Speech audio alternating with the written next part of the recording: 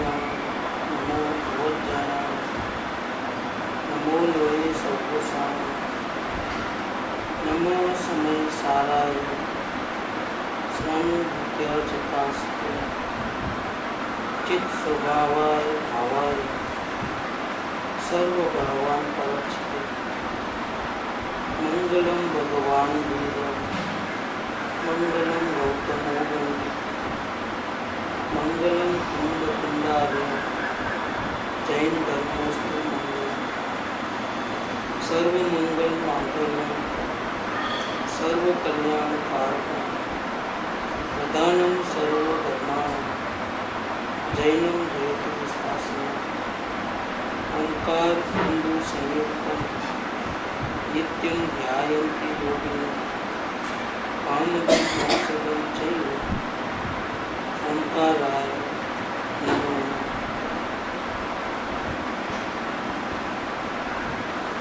भगवान श्री कुंकुमाचार्य देवचित ये समय सारथी परमात्मा इसकी गाथा नंबर 6 अणवी होती अपमत्तो अणपमत्तो जानवो भुजो भाव एवं मनंती शुद्धम नाडो जो सो दूसो चेवो नथी अप्रमत के प्रमत नथी जेक ज्ञायक भाव छे एक सुत कथायने जे ज्ञात ते तो तेज छे एक सुत कथायने जे ज्ञात ते शिष्य का प्रश्न था कैसा शुद्ध आत्मा कौन है कि जिसका स्वरूप जानना चाहिए। अशुद्ध आत्मा का स्वरूप तो उसको ही पता है क्योंकि वो दुख में है, रागी द्वेषी है, तो उसको पता है कि अशुद्ध आत्मा कैसा होता है क्योंकि वो स्वयं अनुभव करता है।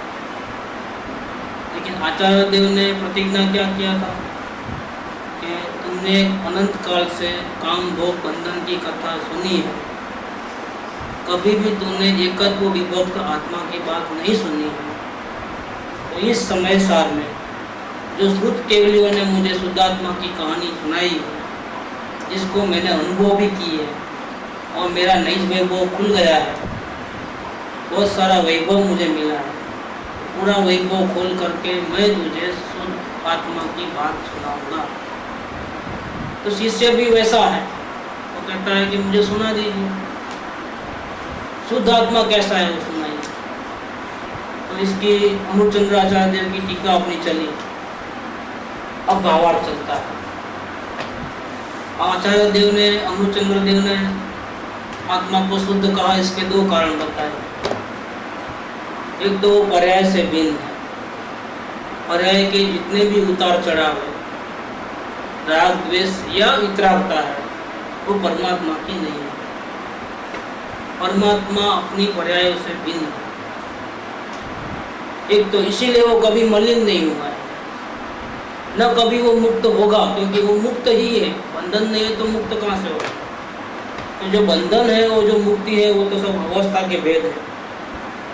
वास्तव में तो शुद्ध आत्मा को न बंधन है न उसको मुक्ति। वो त्रिकाल एक रूप परमात्मा है, पर्याय से भिन्न। इसीलिए वो कभी भी अशुद्ध नहीं हुआ है, वो शुद्ध ही है। और दूसरा कारण ये बताया है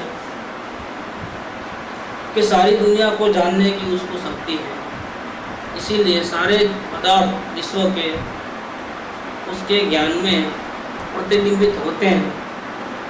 लेकिन भले ही प्रतिबिंबित होते हो, फिर भी कोई भी पदार्थ इसके अंदर घुस नहीं जाता, मिल नहीं जाता। इसीलिए वो सबसे बिल्कुल अलिप्त शुद्ध निर्मल ही रहता है। अगर कोई इसमें मिल जाए तो वो अशुद्ध हो जाए। जैसे गौ में कंकर मिल जाए तो फिर वो खाने के योग्य नहीं है, अशुद्ध है। उसको पहले साफ करना, शुद्ध गेहूँ अलग करना, कंकड़ अलग निकालना, इसके बाद ही हम आटा बना सकते हैं। कोई भी चीज़, मिठाई बनाना है तो दूध में से पानी को निकालो, खोआ रह जाए तो फिर मिठाई बना सकते हो। ये जो मिलावट है वो ये दो पदार्थ के मिश्रण से। सोना भी अगर प्योर चाहिए तो दागिने को गला करके उसमें जो मिलावट है वो निकालो तो प्योर सोना आता है। अभी तो अशुद्ध है, तो दागिने में जो सोना है वो अशुद्ध है। तो यहाँ कहते हैं कि जो अशुद्धि आई है वो कैसे आई है, फिर दुखी क्यों है? जब आत्मा शुद्ध परमात्मा है तो फिर इतने तकलीफ क्यों, दुखी क्यों, रागी द्वेषी क्यों, इतने सारे बंधन क्यों, भवभ्रमण क्यों? क्योंकि अब भावार्थ में पंडित जयचंद जी वो समझाते हैं, दो प्रकार से आत्मा शुद्ध है। एक तो पर्याय इसमें नहीं है और दूसरे परद्रव्य को जानता है, लेकिन कोई परद्रव्य उसमें मिल नहीं जाता, इसीलिए वो शुद्ध ही रहता है, अपने स्वरूप से चलायमान नहीं होता है, अपनी सत्ता को टिका के रखता है, इसीलिए शुद्ध है। अब आचार्य के जो भावार्थ टीका में जो बताया उसका भावार्थ पंडित जयचंद जी खोलते हैं। वो सरल भाषा में कहते हैं कि जो अशुद्धता आती है ना वो परद्रव्यों के साथ मिल जाने से आती है, परद्रव्यों के संयोग से आती है। संयोग है तो वियोग हो जाएगा। संयोग का मतलब ये नहीं कि हमारे अंदर घुस गया है, हमारे अगल बगल में आ जाते हैं। क्या संयोग का मतलब, और जो संयोग होगा उसका वियोग होगा ही होगा। जैसे जन्म हुआ है तो शरीर के साथ संयोग हुआ है, माँ बाप परिवार के साथ संयोग हुआ है, तो ये सब संयोग है। अब क्या होगा, जब डेथ होगा तो सबका वियोग होगा। तो दो पदार्थ साथ में रहते हैं उसको बोलते हैं संयोग, और बिछड़ते हैं तब बोलते हैं वियोग। तो संसार में चक्कर में संयोग वियोग तो अनंत काल से चल ही आ रहे हैं। एक को छोड़ा दूसरे को ग्रहण किया, दूसरे को छोड़ा तीसरे को ग्रहण किया। जब तक हम पूर्ण मुक्ति नहीं पाएंगे तब तक ये संयोग वियोग के चक्कर तो चलते रहेंगे। जब परमात्मा हम वास्तव में बन जाएंगे अवस्था में, तब एक परमाणु मात्र नहीं मरे न पूर्ण निर्दोष कलंक रहित शुद्ध स्वरूप, तब ऐसी दशा बनेगी। उसके लिए तो साधना करना। तो अशुद्धपना आया है वो परद्रव्यों के संयोग से आया है। जो मूल तत्व है वो तो अन्य द्रव्य रूप होता ही नहीं, भले ही कितना भी भटक ले यार, लेकिन जड़ कभी आत्मा का चेतन का होगा नहीं, और चेतन कभी जड़ का होगा। जड़ भावे जड़ परिणमे, चेतन चेतन भाव, कोई कोई पलटे नहीं, छोड़ी आप स्वभाव। सोने का टुकड़ा 10,000 साल तक कीचड़ में रह जाए तो क्या होगा? तो जंग लग जाएगा, कीचड़ में मिल जाएगा, क्या होगा? कुछ भी नहीं होगा। लाख साल रहे तो भी वो अपने स्वरूप को नहीं छोड़ा। इसी प्रकार हम कहते हैं कि मूल तो जो पदार्थ है वो तो कभी अन्य द्रव्य रूप होता ही नहीं। साथ में भले रहता है, साथ में रहता है, बिछड़ता है, सब कुछ होता है, लेकिन अपने मूल तत्व को, अपने अंदर में जो छपी हुई शक्तियों को कभी भी नहीं छोड़ता है। वो कभी भी अन्य द्रव्य रूप नहीं होता है। फिर क्या होता है, फिर ये दुख सुख क्यों है? जब शुद्ध है तो फिर तकलीफ क्यों है? तो कहते हैं कि सिर्फ परद्रव्य के निमित्त से अवस्था मलिन हो जाती है। मलिन कौन होता है? मूल द्रव्य नहीं, अवस्था। क्यों अवस्था मलिन हुई? क्योंकि परद्रव्य से मिलान हुआ। कैसे मिलान हुआ? मिलान कैसे? निमित्त, परद्रव्य के निमित्त से। परद्रव्य के निमित्त से अवस्था मलिन हुई है, मतलब ज्ञान दर्पण के अंदर दूसरे द्रव्यों का फोटो आ गया।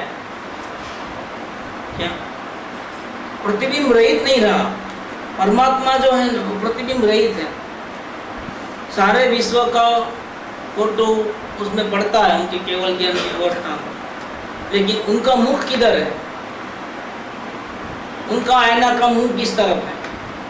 उनके आईना का मुख तो अपने परमात्मा की तरफ। दो आईना आमने सामने होते हैं जब, तब एक भी प्रतिबिंब बीच में नहीं आता है,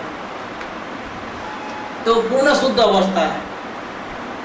और अगर परमात्मा को छोड़ करके दृष्टि कहीं बाहर जाती है तो परिणाम में मलिनता आती है। निमित्त कौन है? मलिनता तो स्वयं से आई, क्योंकि देखा तब हुआ नहीं, दूसरों को देखा चाहा तो हुआ नहीं। परद्रव्य ने मलिन नहीं किया है। अगर परद्रव्य ने मलिन किया होता तो भगवान सारी दुनिया को देखते हैं तो वो ज्यादा मलिन हो जाते, लेकिन ऐसा नहीं होता। परद्रव्य को जानने से मलिन नहीं होते हैं, अपने को भूल करके परद्रव्य को जानने से मलिन होते हैं। अपने को भूलकर परद्रव्य को जानने से अवस्था मलिन होती है। परमात्मा तो फिर भी मलिन नहीं है। अगर अपने को भूला तो क्या होगा? जीव का दोष इतना ही कि स्वयं को भूल जाना और अन्य को अपना। ये 16 नंबर का पॉइंट है, पत्र नंबर 108 का। गलती क्या है फिर? गलती यही है कि अपने ओरिजिनल स्वरूप को भूल गया है कि मैं परमात्मा हूँ, ऐसा उसको याद नहीं आ रहा है, और दूसरों को अपना। एक गलती की सजा है। चक्कर क्या है ये सब? जन्म मरण उठा पटक घेरा फेरी का चक्कर है। इतने सारे राग द्वेष कर्मों का बंधन है। क्या है? किसका चक्कर है? ये अपने को भूलने की सजा है। तो जब अपने को भूल जाता है और नजर परद्रव्य के ऊपर जाती है तो अपनी अवस्था मलिन होती है, क्योंकि इसमें इसका फोटो पड़ जाता है, परद्रव्यों का अवस्था मलिन हो जाती है। और निमित्त में कौन है? स्वद्रव्य के निमित्त से कभी भी अपनी अवस्था मलिन नहीं होती है। इसका मतलब क्या? कि जब वो स्वयं को जानता है तब वो सुखी ही रहता है, और दूसरों को जानता है और अपने को भूल जाता है तो वो दुखी ही होता है। इसलिए समय के दो भेद बता दिए ना शुरू में, स्व समय और।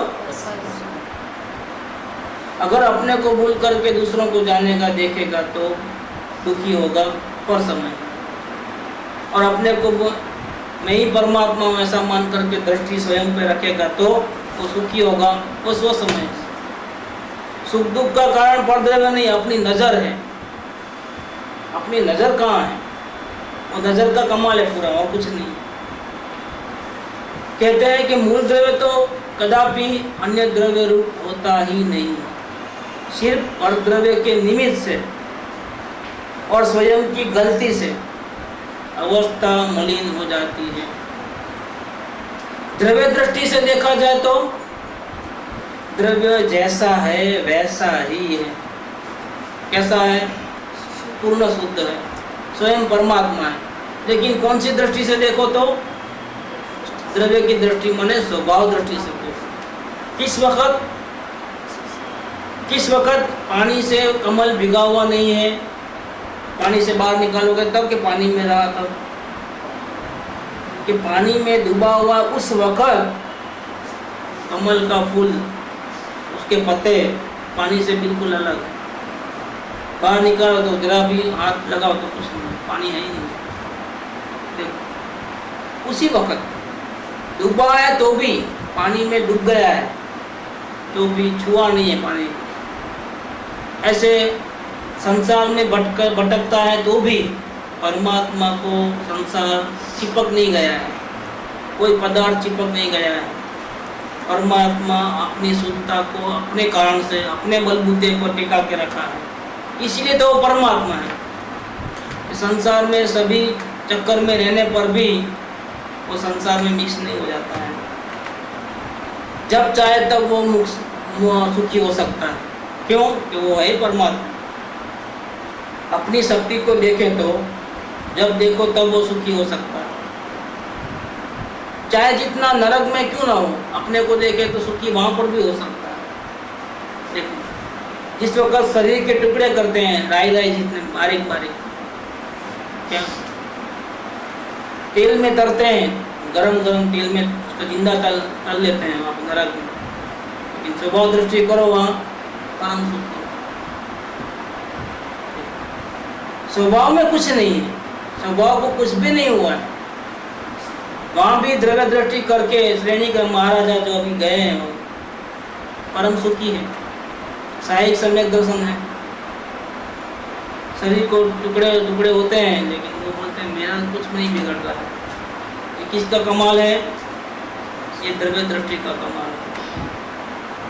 कितनी भी शारीरिक वेदना हो, अगर द्रव्य दृष्टि हो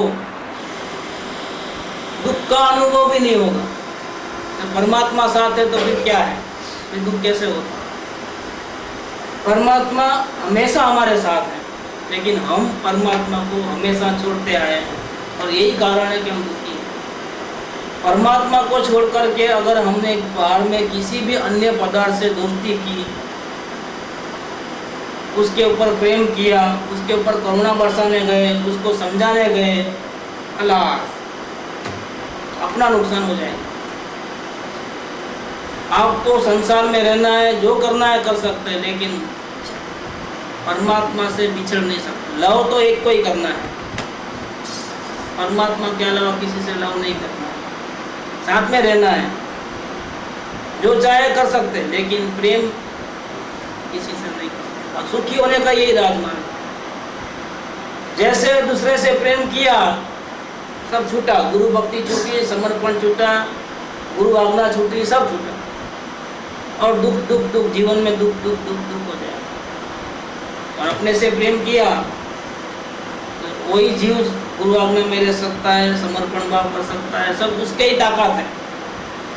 परमात्मा के बल के बिना आप कुछ भी नहीं कर सकते, इस मार्ग में एक कदम भी आगे नहीं बढ़ सकते। तो द्रव्य दृष्टि से कैसा है? ये परमात्मा है और जैसा है वैसा ही है। लेकिन अवस्था की दृष्टि से देखा जाए तो मलिन दिखने में आता है। हुआ नहीं है मलिन, दिखने में आता है। एक रागी देशी दिखाई देता है, संसार अवस्था में लिप्त दिखाई देता है। इस प्रकार से आत्मा का स्वभाव कैसा है? द्रव्य का स्वभाव कैसा है? मात्र ज्ञायकपना है, जानना जानना जानना जानना, ये इसका स्वभाव है क्या? और नहीं, उसकी अवस्था कैसी है? उद्गल कर्म के निमित्त से जो रागादि रूप है, राग द्वेष उत्पन्न हो रहे हैं अपनी अवस्था में, वैसी उसकी अवस्था है, मलिन अवस्था है। किसके निमित्त से मलिन अवस्था है? दूसरों को देखता है ना, दूसरों की संभाल रखता है ना, दूसरों से प्रेम करता है ना, इसीलिए उसकी अवस्था में दुख तकलीफ अशांति। अगर दूसरों को ना देखे और अपने से प्रेम करे, अपने को ही देखे तो फिर मलिनता कहाँ है? फिर तकलीफ कहाँ है? तो सुख है। फिर तो नरक जैसे स्थान में भी वो सुखी है। और महापद्म तीर्थंकर होने वाले हैं श्रेणी राजा इस भरत सत्र के नेक्स्ट 24 के प्रथम तीर्थंकर अभी नरक में। देखो कैसे होता है, साधना वहां पर भी होती है। जो भूतकाल में जो गलत काम किया है उसकी सजा काट रहे हैं, लेकिन सजा भले ही काट रहे हैं, हंसते खसते निकाल दे रहे हैं। क्या मेरा बाल भी बांका नहीं हो रहा है, ऐसी द्रव्य दृष्टि वहां निरंतर चल रही है। साहिक समय दृष्टि को अपने द्रव्य की दृष्टि निरंतर रहती है। दूसरे जो समय दृष्टि है उपसम या स्वयोपसम, उनकी दृष्टि निरंतर द्रव्य पे नहीं रहती।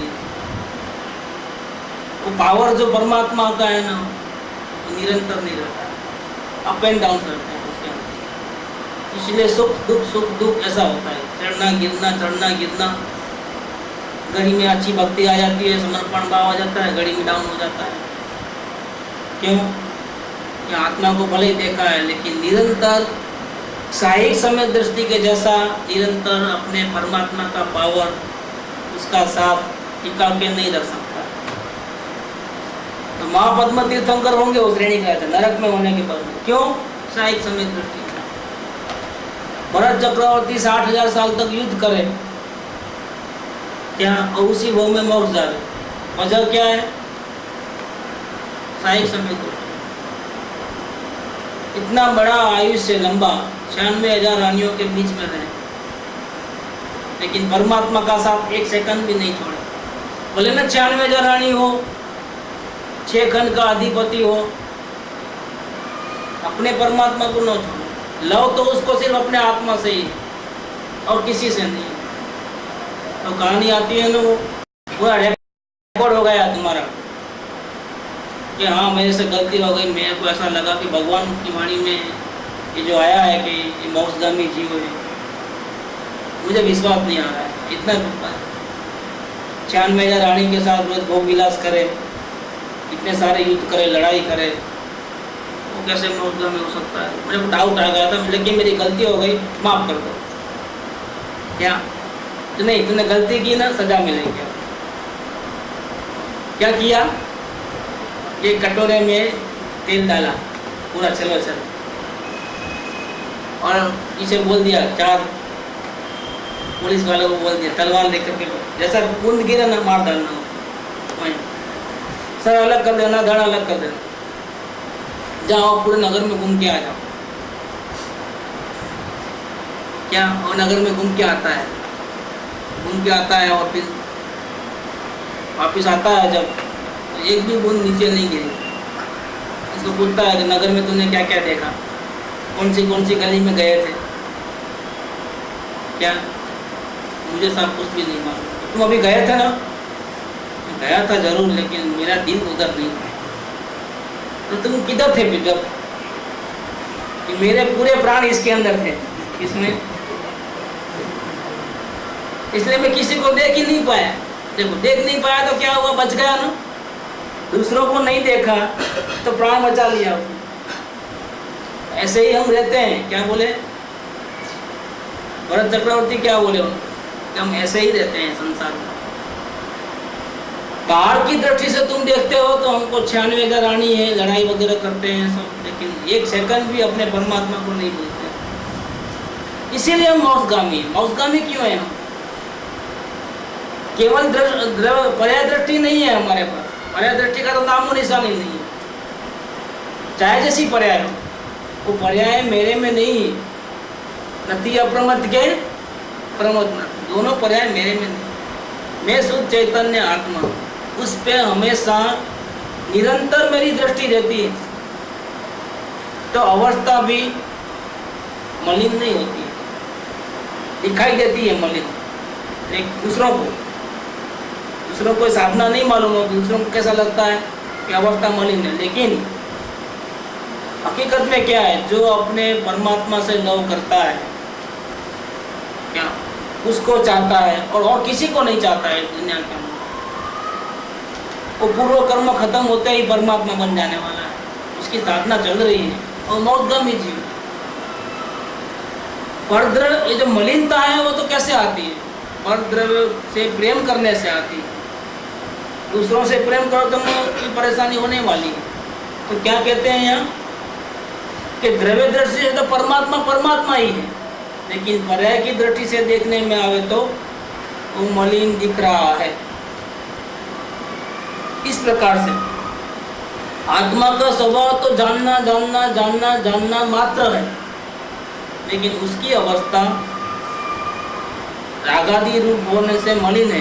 क्यों मलिन है? रागादि रूप हुआ क्यों? उद्गल कर्म के निमित्त से।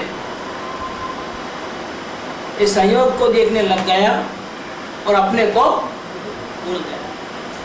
संयोग से प्रेम करने लग गया और अपने से प्रेम करना छूट गया। अब गड़बड़ है, अब पर्याय से वो गड़बड़ वाला हो गया, रागादि रूप हो गया। पर्याय की दृष्टि से देखने में आवे तो वो मलिन ही दिखता है, और द्रव्य दृष्टि से देखने में आवे तो ज्ञायक है वो ज्ञायक। न राग की अवस्था उसमें है, न वितराग अवस्था उसमें है, क्योंकि परमात्मा शाश्वत है और अवस्था तो क्षण में बदल जाती है। तो क्षण में बदले वो कैसा होता है परमात्मा? सोगाणी जी कहते हैं कि एक समय की शुद्ध निर्मल पर्याय में भी अगर मैं आ जाऊं तो बाकी की सारी पर्याय विधवा हो जाएगी। शब्द देखो कैसे है, क्योंकि एक समय की शुद्ध निर्मल पर्याय के साथ जो आत्मा का अनुभव करती है वो वेदन वाली अवस्था, उसमें अगर मैं आ जाऊं तो उसका नाश होते ही मेरा भी नाश हो जाए, तो बाकी की सब पर्याय कैसी हो जाएगी? विधवा हो जाएगी। तो उसका स्वामी कोई रहेगा नहीं, क्योंकि स्वामी तो मर गया है। इसीलिए मैं पर्याय से भिन्न हूँ। राग द्वेष वाली पर्याय से तो मैं भिन्न हूँ ही, लेकिन जो अवस्था में मुझे आत्मा का आनंद मिलता है वो वेदन वाली अवस्था है, भी मैं नहीं, मैं तो उनसे भी पार। अगर पर्याय को, जब पर्याय को ही अपना नहीं मानना है, उससे ही लव नहीं करना है, क्या केवल ज्ञान की पर्याय से भी लव नहीं करना है, क्योंकि दूसरे प्रकार से आधार से कैसे लव कर सकते। लेकिन जीव बार बार भूल जाता है स्वयं परमात्मा है और अपने उससे लव करना छोड़ करके वो अन्य पदार्थों से लव करना शुरू करता है, और फिर देखो कैसा दुखी होता है। डांस कर लेता है, पूरा नाच लेता है। आखिर आना तो भैया इधर ही पड़ेगा, सुखी होना है तो कहाँ आना पड़ेगा। कोई दूसरा रास्ता नहीं है, मुक्ति का कोई दूसरा रास्ता नहीं। जैसा परमात्मा को छोड़ा कि दुखी हो जाएगा, जैसे परमात्मा का स्टार्ट किया तो इतना दयालु है कि सारी गलती माफ, जाओ अभी आ गए ना, अभी कोई बात नहीं, चलो भैया क्या तकलीफ है, नहीं अभी कोई तकलीफ नहीं। क्यों? इससे प्रेम शुरू हो गया। आप कितना आसान है मुक्ति, कि अपने से प्रेम करना, दूसरे से प्रेम छूट जाता है, अपने आप सुखी हो जाता है। पानी को अगर फ्रिज में नहीं रखो तो बर्फ कैसे होगा? उसको ऐसा छोड़, किसी के सहयोग में मत रखो, फिर क्या होगा? अपने नॉर्मल स्वभाव में रहता है। बर्फ के साथ रखोगे या ठंडी हवा के साथ रखोगे फिर वो ठंडा होगा। तो पानी में विकृति है। पानी तो बिल्कुल कोमल रहता है, नरम रहता है, प्रवाही रूप में रहता है। वो बर्फ जैसा घन पदार्थ कैसे हो सकता है? इम्पॉसिबल है। लेकिन क्या करें, इसमें विकृति क्यों आई? कि उसको फ्रिज में रखा गया, ठंडी हवा के साथ कांटेक्ट में रखा गया, अब गया। ऐसे परमात्मा तो शुद्ध ही है, लेकिन पर द्रव्य के निमित्त से वो अपने को जहाँ भूल जाता है और दूसरों से प्रेम करना, लगाव करना शुरू करता है, कि मामला बिगड़ गया। तकलीफ इस बात की है। साधना में ये ध्यान रखना है कि कहीं भी हम अपने परमात्मा को छोड़ करके किसी से प्रेम न करें। और इसके लिए हमको कैसे मालूम कि हम परमात्मा से प्रेम करते हैं कि नहीं करते हैं? कब हम परमात्मा से प्रेम करते हो, कब प्रेम नहीं करते हैं, हमको कैसे मालूम? कि हाँ, उसका भी एक थर्मोमीटर है। जब तकलीफ हो जाए तो समझना क्या परमात्मा से प्रेम नहीं करते। शांत रहे तो समझना क्या परमात्मा से प्रेम। तो समता भाव होगा, वहाँ शांति। कहीं भी बैलेंस आउट हुआ, अशांति, और परमात्मा से प्रेम छूटा है। सीधा हिसाब है।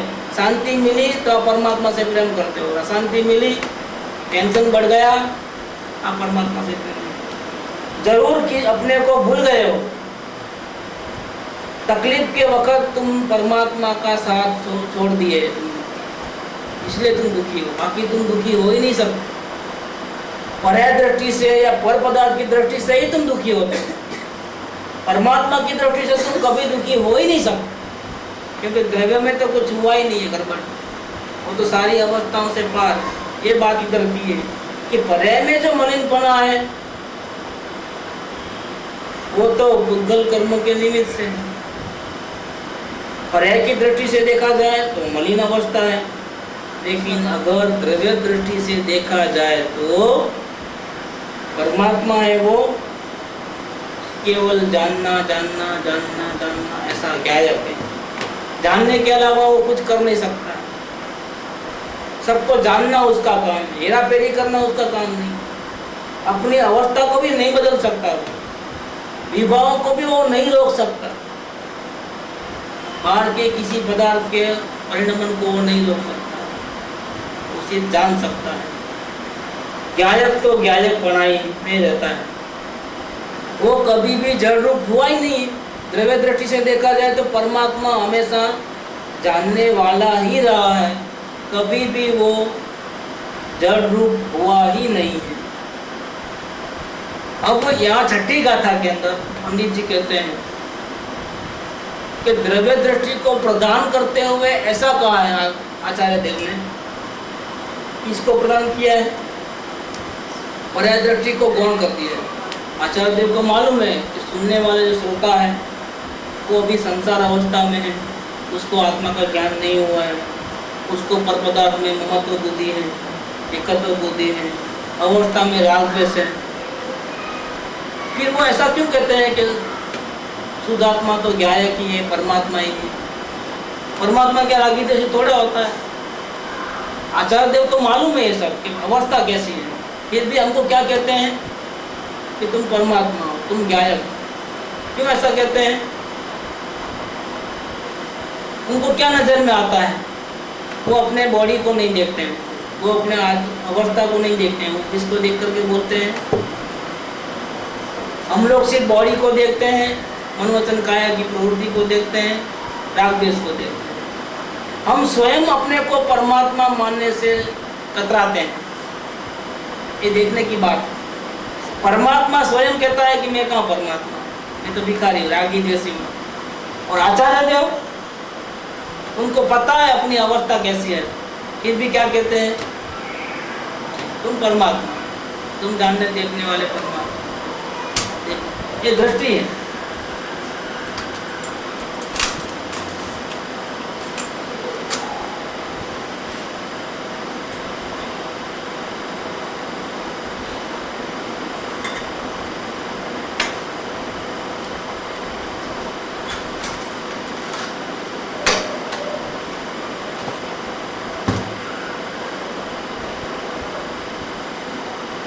ये कौन सी दृष्टि है कि पर्याय में इतनी गड़बड़ होने पर भी आचार्य देव हमारे को परमात्मा कहते हैं, ज्ञायक कहते हैं।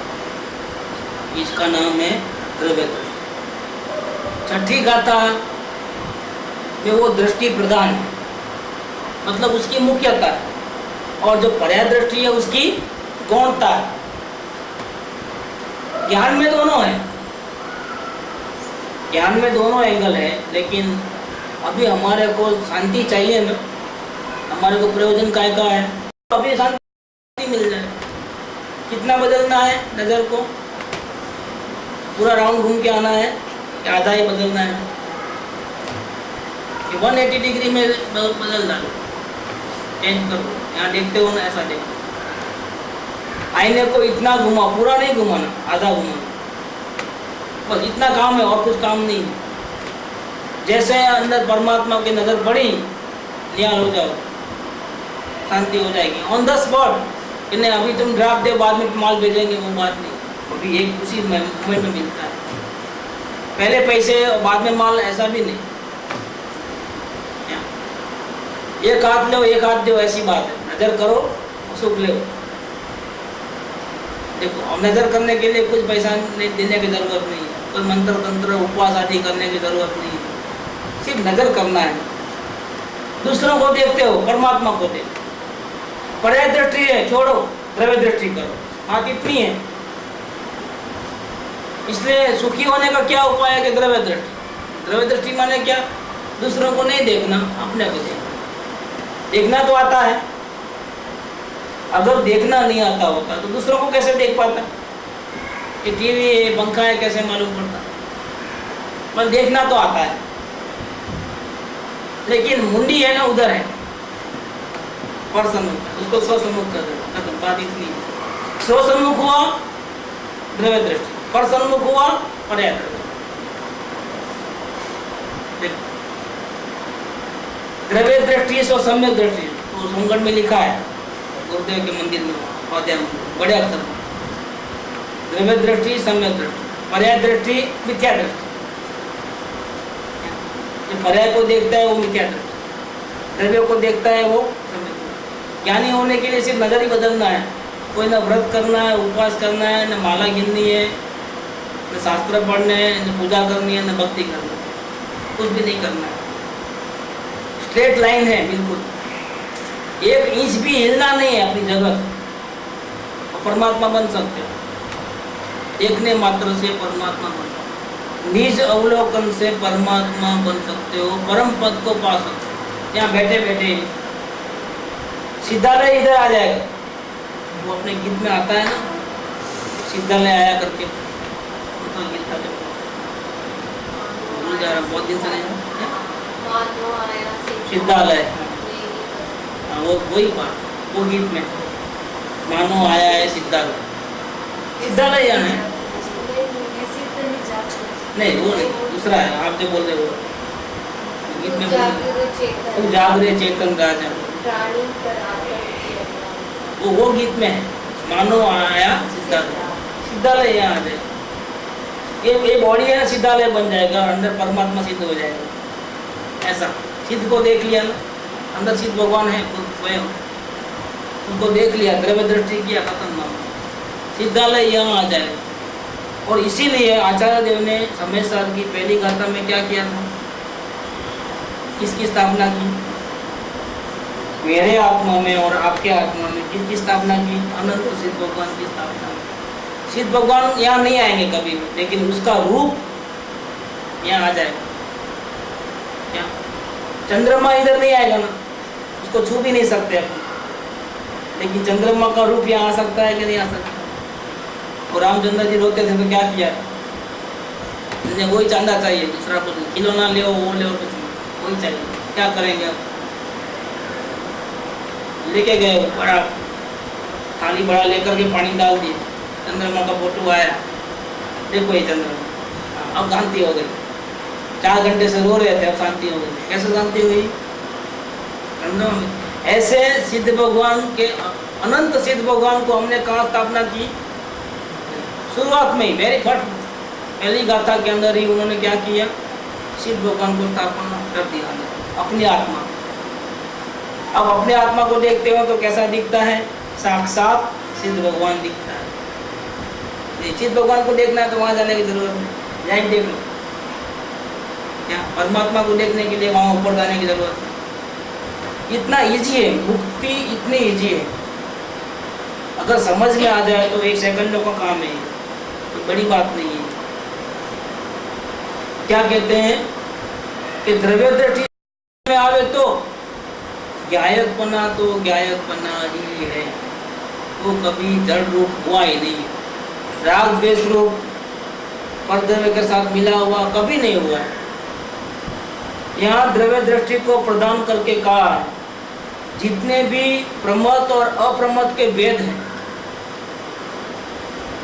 वे तो परद्रव्य के संयोग जनित पर्याय है। ये अशुद्धता द्रव्य दृष्टि में गौण है। जितनी भी मलिनता है, राग द्वेष उठापटक है, द्रव्य दृष्टि में नहीं देखना है। अवस्था में है लेकिन आपको देखना नहीं है, आपको तो परमात्मा को ही देखना है। वो व्यवहार है, अशुद्ध अशुद्धि है, राग द्वेष है, वो क्या है? व्यवहार है। व्यवहार माने क्या? अभूतार्थ है, हकीकत में नहीं है।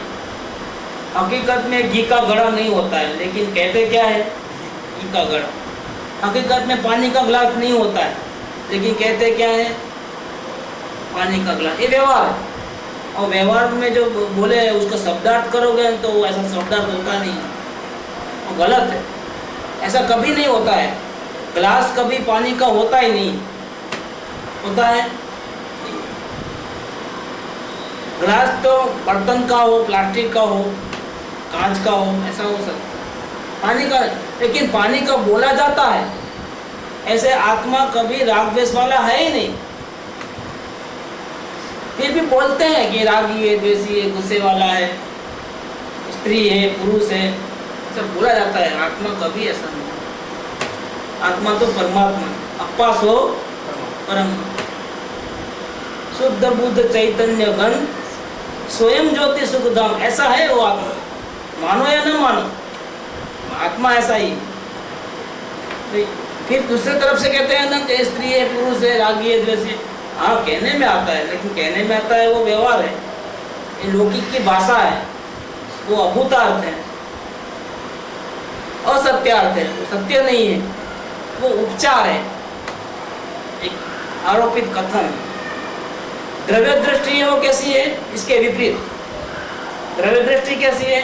बिल्कुल प्योर है, शुद्ध है, अभेद है, सारे भेद उसमें नहीं है, निश्चय है, वो व्यवहार नहीं है, हकीकत है, और भूतार्थ है, मतलब उसका अस्तित्व है, और सत्य है, परमात्मा ही सत्य, God is truth, truth is God. और परमार्थ है आत्म कल्याण, शांति, आनंद, वो उसमें है। इसीलिए आत्मा कैसा है, हकीकत में कैसा है, शुद्ध आत्मा का स्वरूप कैसा है, वो क्वेश्चन था। आत्मा कैसा है, पर्याय दृष्टि से देखते हैं ऐसा है, कि द्रव्य दृष्टि से देखते हैं ऐसा है। रियल कैसा है, रियल क्या है, सत्य क्या चीज का है, बोले कि आत्मा द्रव्य दृष्टि से ज्ञायक है, उसमें कोई भेद नहीं है, इसीलिए वो प्रमद भी नहीं है, इसीलिए वो अप्रमद भी नहीं है। ज्ञायक ऐसा नाम भी उसको क्यों, नाम भी नहीं देना, ज्ञायक क्यों बोलते हैं उसको, वो तो व्यवहार हो गया। तो बोलते हैं ज्ञायक ऐसा जो नाम देते हैं वो इसलिए देते हैं क्योंकि वो अन्य पदार्थों को जान रहा है, बताने के लिए कि इसमें जानने की शक्ति है, वो बताने के लिए उसको क्या बताया गया, बोला गया कि ये ज्ञायक। बाकी एक्चुअल में ज्ञायक भी नाम उसका नहीं, आत्मा ये भी नाम नहीं है, वो शब्द है, परमात्मा ये भी शब्द है। लेकिन पहचान कराने के लिए इतना बोलना पड़ता है कि देखो दूसरों को जानने वाला, नहीं तो आप कैसे जानोगे आत्मा को, जिसने आत्मा नहीं देखा है उसको कैसे बताओगे। देखो जैसे अपने को यहाँ से दिल्ली जाना है तो मुझे मैप लेके आते हो, देखो यहाँ ये ट्रेन यहाँ से जाएगी हैदराबाद से दिल्ली का रास्ता, देखो ये रास्ता है, ये तो मैप है। देखो यहाँ गंगा नदी है, पानी आता है इसमें, मैप में आता है। ये क्या है, ये बोलने का व्यवहार, ज्ञायक ऐसा बोलना पड़ता है, हकीकत में तो उसका नाम ही नहीं, लेकिन बोलना पड़ता है। क्यों कि जिसने देखा है उसको पता है कि इसका कोई नाम नहीं है क्या, लेकिन जिसने नहीं देखा है उसको दिखाना हो, रास्ता दिखाना, तो क्या करे, बोलना पड़ता है। देखो आत्मा कैसा है भैया, ज्ञायक, प्रमद नहीं, अप्रमद नहीं, गुण भेद वाला नहीं, पर्याय भेद वाला नहीं, फिर कैसा है, नहीं है, नहीं है तो बहुत लंबी लिस्ट है, लेकिन है कैसा हो तो बताओ। सब नहीं है, नहीं है, नहीं है बोलते हो, शरीर वाला नहीं है, कुटुंब वाला नहीं है, राग देश वाला नहीं है, फिर है कैसा, जानने वाला है, इसका मतलब ज्ञायक है। ये बोलना पड़ता है, कुछ बताने के लिए बोलना पड़ता है, बाकी इतना भी। इसीलिए ये आत्मा इतना महिमावंत है कि वाणी में उसका स्वरूप आता नहीं है, ये वचनातीत है, शब्दातीत है, मनातीत है, इंद्रियातीत है। वाणी में कैसे आएगा उसका स्वरूप, इसलिए कृपाउदय ने कह दिया कि जय स्वरूप श्री सर्वज्ञ ईठू ज्ञान, कही सक्या नहीं ते पण श्री भगवान जो, ते स्वरूप ने अन्य वाणी ते शू कहे, अनुभव गोचर मात्र रहते ज्ञान, अपूर्व अवसर है वो। तो परमात्मा भी दिव्य ध्वनि में उनको कह नहीं सके, आत्मा को क्यों नहीं कह सके, कि जितना भी वचन है ना वो अपर्याप्त है। इसीलिए हमको थोड़े थोड़े इशारे मिलते हैं ना, वो इशारों से समझ करके दृष्टि कहाँ कर ले रहे हैं, ये सब इशारे मिलते हैं अपने को। आत्मा ज्ञायक है, ये जानने वाला है।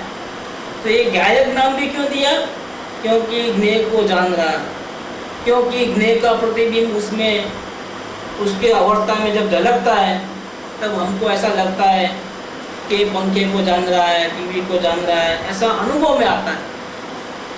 ज्ञान में ऐसा अनुभव में आता है कि मैं जान रहा हूँ, ये अनुभव का विषय, ये बुद्धि का विषय नहीं। जो पढ़ा लिखा नहीं होगा ना उसको ही पता है कि कोई जानने वाला है कि नहीं, कि हाँ जान तो रहा है। जैसे दर्द है, काय का दर्द है हमको नहीं मालूम, लेकिन दर्द है, जानने में आता है कि नहीं आता है। बुद्धि में समझ में नहीं आता कि पेट का दर्द है तो ये कौन सा बीमारी है, वो नहीं समझ में आता। बुखार आया है तो कौन सा बुखार है वो समझ में नहीं आ रहा है, लेकिन बुखार है, पीड़ा है, वो मालूम पड़ता है कि नहीं, ये अनुभव में आता है। ऐसे ये मूल तत्व है, वो ज्ञायक है, जानने वाला है, वो क्या है, ये अनुभव में आता है। शास्त्र पढ़ने वाले को भी अनुभव में आता है, और जिसने शास्त्र नहीं पढ़े हैं उसको भी अनुभव में आता है। गायक कैसा है, आत्मा कैसा है कि जानने वाला है, वो अनुभव में आता है। કારણ કે જ્ઞેયનું પ્રતિબિંબ જ્યારે ઝળકે છે ત્યારે જ્ઞાનમાં તેવું જ અનુભવ આવે છે। ज्ञान में ऐसा ही मालूम पड़ता है कि कोई जानने वाला अंदर है, फिर भी ज्ञेयकृत अशुद्धता उसको नहीं है, कोई पदार्थ इसमें मिल नहीं गए। इसीलिए परमात्मा कैसा है, शुद्ध तत्व, वो कभी मलिन होता नहीं है। थोड़ा ज्ञान की बात आती है, प्रत्यक्ष ज्ञान तब ज्ञेय का ज्ञान का जो प्रतिबिंब है तब अवस्था भी इसमें ही अवस्था इतनी क्लीन हो जाती है दोनों साइड से, ये साइड से परमात्मा ही दिखता है, कोई प्रतिबिंब नहीं है, वो साइड से पूरा दुनिया दिख जाती है।